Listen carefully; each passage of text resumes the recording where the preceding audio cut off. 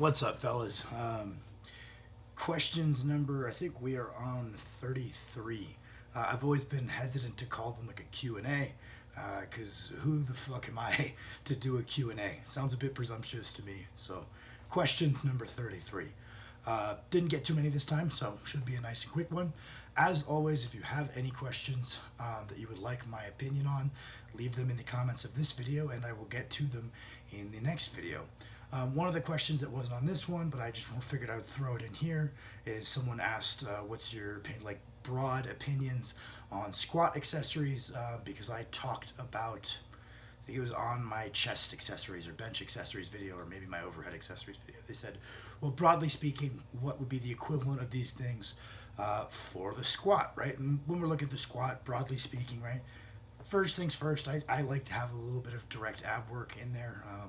A long time ago, I was fortunate enough to go to an Andrei Milanichev seminar, and basically the only accessory he did at that period in time in his training career was weighted crunches. It was the only thing he saw fit to do outside of squatting, benching, deadlifting, and benching with a slingshot, right?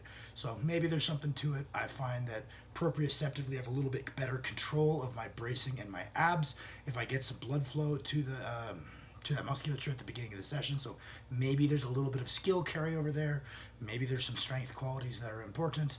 I don't like getting into the specifics because nobody really knows. We don't really have any literature that formally proves that doing core training is going to prevent lower back pain or aid in lower back pain. But anecdotally, I will tell you that it has helped me when I included some amount of direct core volume, however you want to define that. So that's the first thing. Second thing is obviously we want to be squatting enough, right? So obviously you have to squat first and foremost. And then number two, you want to be squatting one, enough to drive adaptation. So that's one number that's going to define a certain amount of squatting. And two, enough to be skillful at the motion. And these two numbers might be different.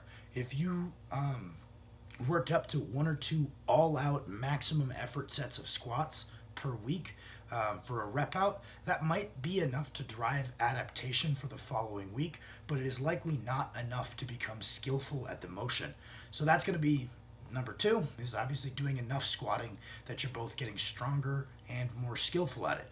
Number three is, smaller deviations of the squat, whether it be a change in bar position, whether it be the inclusion of a tempo, the inclusion of a pause. I think that selecting these things largely comes down to what technical qualities you're trying to highlight, just as much so as strength qualities, rather than thinking maybe a little bit oversimplistic. Oh, I've got weak quads, weak back, weak hips.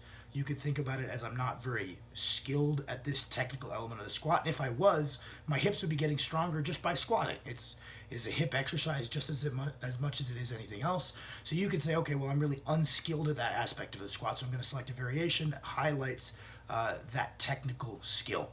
So I'd say then you kind of have your secondary motions, which are going to be motions that are going to force you to address something that might be a inefficiency in your movement, whether it be like pause squats out of the hole to kind of make sure that your knees aren't kicking back, your hips aren't kicking back. There's a lot of different things you could throw in here, but that would be kind of my next class of motion. Then we get one deviation less specific, and that's going to be some sort of squat pattern motion where your back is not the limiting factor. So this can be a hack squat, this can be a belt squat, this can be a leg press.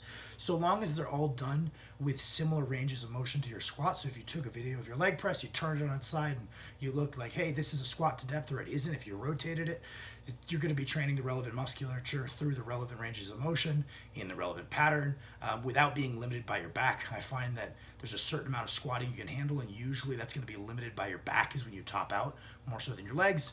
And your legs can handle and can benefit from a little bit of extra squat pattern work where they're not being held back. So I just do full range of motion leg press myself. I've run through training cycles using a belt squat for this. I've run through training cycles using a hack squat. I've got somewhat comparable results from all of them. A little bit of extra volume to drive a little bit more hypertrophy, but you also get a strength effect there by not limiting your legs with your trunk stability and balance. And then you kind of get into I would also include, if you have limited equipment, that a split squat can fill that purpose because it's not going to be limited by your lower back. And then you kind of get into this stuff that It's not that it doesn't matter, but it's that you could function quite well in the absence of, which is just including like hamstring curls, leg extensions, abductor, adductor work. Adding like hypertrophy to these muscles that are primary movers or important muscles for the squat is going to pay off. And if you have the time, it's worthwhile to do. But you can make very effective progression in the absence of those things. So those are like, whatever comes after tertiary, right?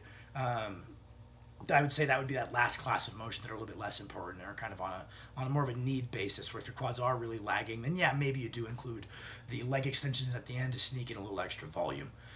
But that would be the first. That would be my answer to the first question. A little bit long-winded. The second question is, what are your thoughts on loading the Jefferson curl? I've heard a lot of different opinions on it lately. In my opinion, I think that it is a phenomenal rehabilitation tool. I think that if you're not aggressively overloading it, it can be something that's included in a training week that can be helpful in terms of making you feel better. Maybe reduction in back pain just by strengthening relevant musculature. Both of those things, I think it's a great exercise. As far as progressively overloading it, I don't think it's inherently that dangerous if you're selecting your loads well. But the reason that I would advocate it against it is the same reason lots of advanced lifters don't do barbell rows. You have a very finite resource in your lower back recovery. And if you're doing enough squatting to get better and enough deadlifting to get better, the amount of extra lower back volume you can handle is not much. And if you can, you might be wanting to do more deadlifting or more squatting. If you do have that capability, it would be best used for those two primary goals. Maybe you can justify fitting in an RDL or a barbell row, but a Jefferson curl is far enough down that line of not less importance that I wouldn't necessarily advocate for using a decent amount of your lower back fatigue to accommodate that exercise. That would be my take on it, just from not that there's anything wrong with the exercise, but from a practical programming perspective, maybe it's not the best use of your limited resources. The next one is Mike Israetel recommends training very hard, ramping up close to or even above the MRV, and then taking frequent deloads every 4 to 6 weeks. However, you don't seem to prefer taking frequent deloads, instead working mostly well under the MRV most of the time. What are your thoughts on both approaches? Do you think they're both equally effective? I think that someone I look up to a great deal when it comes to programming, who was greatly influenced by Mike Israetel, is Chad Wesley Smith. And he uses a functional overreaching pattern where it's kind of 3 weeks up, 1 week down.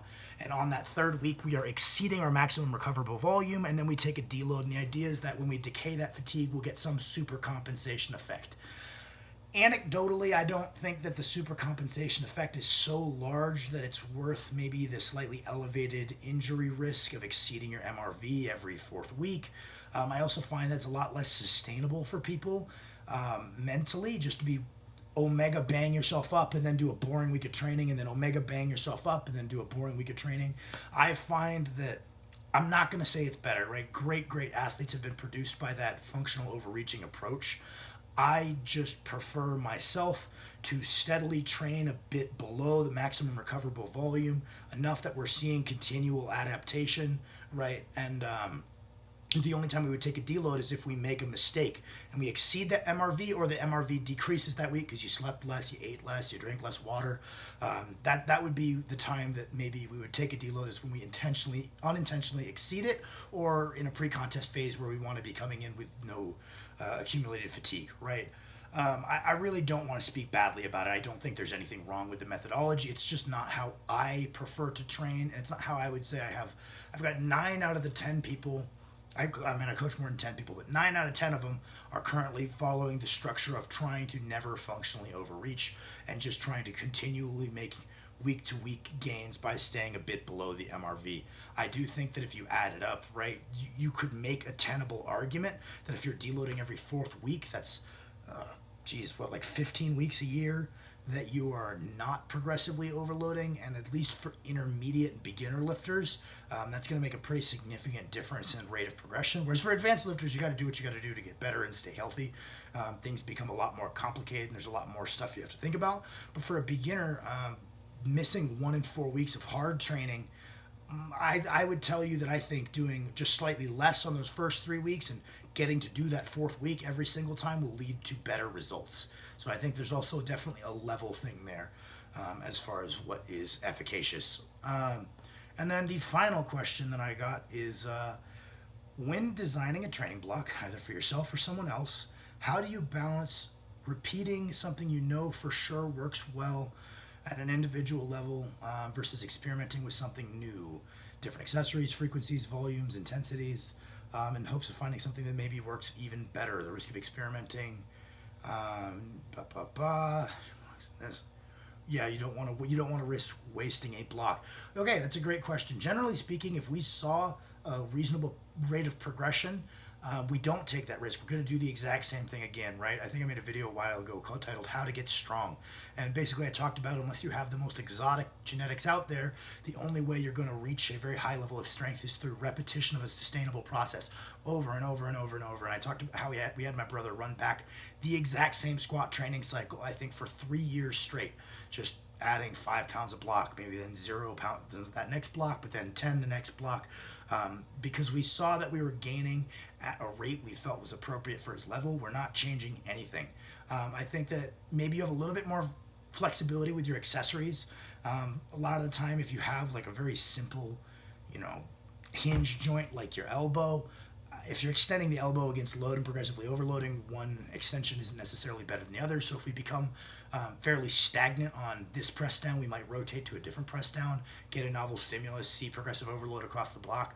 That's where there's a little bit lower risk. I mean, if we talked about what I talked about earlier, if you were doing full ROM leg press and you're having a hard time continually progressive overloading that, you could switch to a belt squat for a training cycle, and as long as you're putting in a comparable amount of effort, I don't think there's very much risk there. So rotating your accessory work, there's not much risk, so we'll do it when we feel that things have become very stagnant, and no amount of like eating my food, sleeping, and trying really hard is going to be able to help us achieve that week-to-week overload again. We can rotate to a comparable motion, but as far as how the block is structured, like the total volume, the percentages we're taking across the training cycle, if it worked, do it again. I think I've talked about this a bunch of times. The biggest thing that confuses me when people ask me questions is they're like, oh, I just finished up the Candido 6 week, added 20 pounds to each of my lifts. What do I do next? The exact fucking same thing again. I would love to add 20 pounds to all of my lifts and know exactly the program that did it so I could do it over and over and over again. That to me, that is a basis of strength training, is that you need to find a process that drives adaptation, and that process needs to be sustainable. So if that process involves just gobbling a bunch of Anadrol, yes, you found a process that drove adaptation, but no, you can't do it over and over or you're going to die. Then we don't fit one of those two criteria. But if we find a process that is replicatable and it is sustainable, then all we have to do is do it over and over and over again. Obviously, we can we can take our magnifying glass and try to find small ways to optimize that, but fundamentally, we're not going to change anything. So that's all the questions. I hope you guys liked the video. If you have any questions that you would like my opinion on, leave them in the comments of this one. And then the other thing you're welcome to leave in the comments is any videos you would like to see on the channel. I hope you guys have noticed I've been trying to be really accountable for posting often and posting things that I hope you guys will think is interesting. I have a very hard time guessing what people will think is interesting, so I'm all ears if you guys have video suggestions. I kind of have a system worked out at this point where I'm like, okay, every couple of days I can post a training video with a voiceover. People like those, seemingly. Only if I do something interesting, but people like those. I know I can do like a nutrition video as long as I make the topic a little clickbaity. I know I can make a training like topic video as long as I make the video a little clickbaity. And I've got these Q&As, so I kind of have a 4-video rotation. And if you've got anything that you think might fit well into that schedule and make it a little bit more drawn out, I am all ears. Thank you for watching my video.